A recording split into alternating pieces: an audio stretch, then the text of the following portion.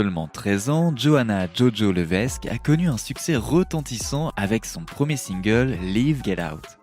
Cependant, derrière ses premiers triomphes, Jojo a dû faire face à une période difficile de sa vie. Malgré son record en tant que plus jeune artiste solo à atteindre la première place, un contrat de disque défavorable l'a empêché de capitaliser sur son succès. Après que son deuxième album ait atteint le statut d'or, Jojo a apparemment disparu, laissant les fans curieux de savoir où elle se trouvait. Au cours de la décennie suivante, Levesque a travaillé sur la création du nouveau son de Jojo, a traversé une bataille juridique importante, a perdu un parent et a attiré une toute nouvelle vague de fans dévoués grâce à sa détermination inébranlable. Dans cette vidéo, nous allons explorer en détail ce qui est arrivé à Jojo et où elle en est actuellement. Salut à tous et bienvenue sur Vraie Histoire de Star, la chaîne YouTube qui dévoile la face cachée des célébrités. Aujourd'hui, nous plongeons dans l'univers de Jojo. Alors, si vous êtes nouveau sur la chaîne, n'oubliez pas de vous abonner et d'activer la cloche de notification pour ne manquer aucune de nos prochaines vidéos. Née le 20 décembre 1990 à Brattleboro dans le Vermont, Johanna Nolle Blackden Levesque, connue sous le nom de Jojo, a déménagé avec sa famille à Keene dans le New Hampshire, puis à Foxborough dans le Massachusetts. Après le divorce de ses parents, Joel et Diana, Jojo a été élevée par sa mère dans un petit appartement d'une seule pièce. Ses deux parents adoraient la musique et sa mère avait une formation en théâtre musical et chantait dans la chorale de l'église. Le parcours de Jojo dans le chant a commencé lorsqu'elle avait 2 ans et elle aimait se produire dans des productions de théâtre communautaire, des concours de chant et des spectacles de talents locaux. Et il n'a pas fallu longtemps pour que Jojo devienne une star. À l'âge de 13 ans, Jojo a participé à la série NBC America's Most Talented Kid. Malheureusement, elle n'est pas sortie gagnante, perdant ainsi face à sa compatriote Diana DeGarmo. Cependant, ses performances impressionnantes ont attiré l'attention du producteur de disques Vincent Herbert, qui l'a contacté et l'a invité à auditionner pour Black Ground Records. Après une audition réussie, Jojo a signé avec le label et a rapidement commencé à travailler sur son premier album aux côtés de différents producteurs. Le premier single de Jojo, Leave Get Out, sorti peu de temps après en 2004, a été produit par Southshock and Carlin.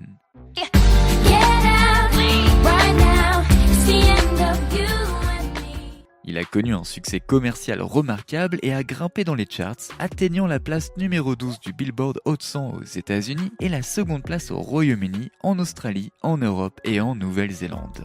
Faisant initialement ses débuts au numéro 99, le single a progressivement grimpé au Billboard Hot 100 pendant 4 mois pour finalement culminer à la place numéro 12. Avec plus de 500 000 exemplaires vendus aux États-Unis, il a obtenu la certification or de la Recording Industry Association of America.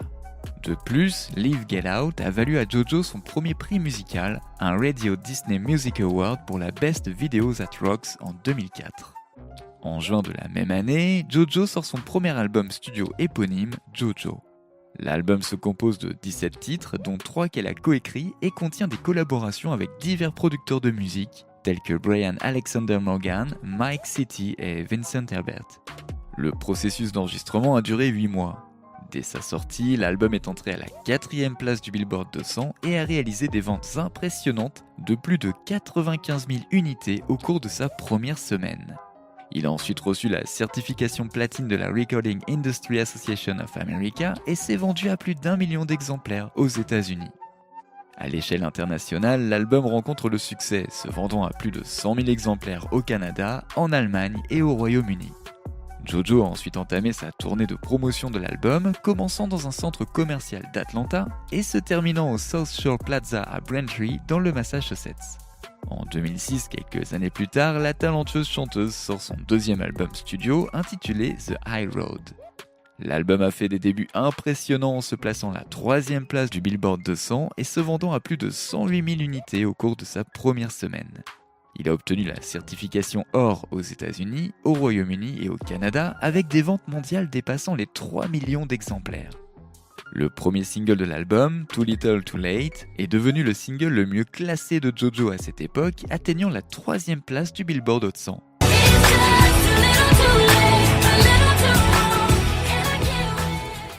Ce single a valu à Jojo plusieurs prix, dont 2 Radio Disney Music Awards et un Yahoo Music Award pour sa popularité. Depuis, Jojo est devenue plutôt discrète sur la scène musicale, ce qui pousse les fans à en découvrir la raison. Jojo s'est confiée à BuzzFeed en 2013 sur les difficultés qu'elle a rencontrées pour sortir son troisième album, en particulier à cause des obstacles constants de Blackground Records. Bien qu'elle ait signé un contrat pour cet album à l'âge de 12 ans en 2004, elle a intenté une action en justice en 2009 pour rupture de contrat lorsque son troisième album n'est pas sorti comme prévu. Un autre procès a suivi en 2013 et même si Jojo semblait avoir disparu aux yeux de ses fans, elle continuait pourtant activement à créer de la musique, même si celle-ci n'arrivait pas jusqu'à son public. Elle a commencé à se demander si la réticence du label à sortir sa musique était à cause de son apparence. Lors d'une interview avec Uproxx, la chanteuse a exprimé ses réflexions. Quand j'avais 18 ans, je me souviens avoir été assise dans le bureau de Blackground et le président du label m'a dit qu'il souhaitait que j'aie l'air le plus possible en bonne santé et que j'étais en fait une sorte d'image représentant une santé au top. Sous la direction d'un nutritionniste, Jojo a alors adhéré à un régime quotidien restrictif de 500 calories et a reçu des injections coupe-faim, espérant qu'en maigrissant, son troisième album tant attendu verrait enfin le jour. Elle a ensuite détaillé son expérience. J'en suis arrivé à me dire que la personne que j'étais n'était pas satisfaisante, alors j'ai commencé à me sentir vraiment mal dans ma peau. J'ai commencé à boire, à sortir avec des inconnus et à chercher une sorte de validation dans l'attention qu'on me portait. Je voulais à tout prix me sentir belle, me sentir bien, me sentir digne. Tragiquement, le père de Jojo, qui luttait contre une dépendance aux opioïdes, a perdu la vie dans sa lutte contre la toxicomanie. Sa mort prématurée est devenue un signal d'alarme pour Jojo, l'incitant à affronter la dure réalité de la vie et à prendre la ferme décision de ne pas succomber au même sort. Dans sa jeunesse, son père l'avait prévenu. La dépendance, c'est comme Arnold Schwarzenegger qui ne peut pas s'arrêter de s'entraîner en soulevant des haltères. Tout au long du litige en cours avec sa maison de disques, Jojo s'est vu interdire de tirer profit de sa musique, ce qui l'a amené à sortir des mixtapes tels que Agape, acclamés par la critique en 2012. Bien qu'elle n'ait pas gagné d'argent grâce à elles lui ont permis de faire une tournée de manière indépendante et de renouer le contact avec ses fans dévoués. Le soutien indéfectible de ses followers était évident à travers leur campagne sur les réseaux sociaux grâce au hashtag FreeJojo.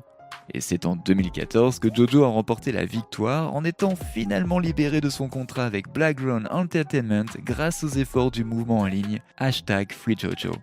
Elle a ensuite obtenu un nouveau contrat avec Atlantic Records qui lui a accordé la liberté artistique de sortir de la nouvelle musique. Et c'est en 2016 que le premier album complet de Jojo en 10 ans, Mad Love, est sorti, suscitant son enthousiasme comme elle l'a exprimé dans une interview avec Rolling Stone. Je suis vraiment reconnaissante de pouvoir avancer dans ma vie et ma carrière et d'avoir une chance que beaucoup de gens qui ont vécu des choses similaires n'ont pas eue. À propos de ce qu'elle a appris de cette expérience, Jojo explique. Contrôlez ce que vous pouvez contrôler. Avancez un peu plus chaque jour dans vos projets. Réalisez que vous pouvez tout surmonter si vous le voulez et que vous ne perdez que lorsque vous abandonnez. En 2020, Jojo a dévoilé son quatrième album studio, Good to Know, qui a marqué ses débuts sous son label indépendant Clover Music. L'album comprend 9 nouveaux morceaux tels que So Bad, Lonely Hearts, Don't Talk Me Down, Think About You, Small Things et Come Back avec Salty Rock et Tory Lanez. Loué pour sa production subtile et ses harmonies superposées, l'album a fait une entrée impressionnante au Billboard 200, s'assurant ainsi la 33e position avec près de 13 000 unités vendues au cours de sa première semaine. De plus, il a atteint la 19e place du classement des meilleurs albums hip-hop R&B. Pour renforcer la promotion de son album, Jojo a entamé sa 6e tournée de concerts, initialement annoncée en février 2020, mais reportée à plusieurs reprises en raison de la pandémie de Covid-19. Elle aura finalement lieu en février 2022. En parallèle, la même année, elle a ravi ses fans avec son premier album de Noël intitulé December Baby, qui comprenait à la fois des reprises de Noël et des compositions originales. En plus de ses efforts musicaux, Jojo a fait des apparitions notables dans diverses émissions de télé-réalité. Elle a montré son talent dans The X Factor Celebrity en 2019, puis a montré sa polyvalence dans The Masked Singer, terminant 2e de la 5e saison. Son passage impressionnant dans l'émission lui a valu une nomination aux People's Choice Awards de 2021. Plus récemment, en 2022, Jojo a fait une apparition dans un épisode de Hell's Kitchen. Et elle assure en plus un rôle récurrent dans le drame sportif CW All American. Dans l'ensemble, le parcours de Jojo, depuis un succès retentissant jusqu'à une bataille juridique difficile, témoigne de sa résilience. Et malgré des obstacles et un contrat d'enregistrement défavorable, elle a continué à créer de la musique, à se connecter avec ses fans et a finalement remporté la victoire. Jojo a signé un nouveau contrat avec Atlantic Records, a sorti son album triomphal Mad Love et a ensuite lancé son propre label Clover Music. Son 4e album, Good to Know, a été acclamé par la critique et la tournée qui a suivi a été un véritable succès. Le talent de Jojo a également brillé dans des émissions de télé-réalité comme The X Factor et The Masked Singer, et grâce à cette détermination sans faille et le soutien de ses fidèles fans, l'avenir de Jojo s'annonce prometteur.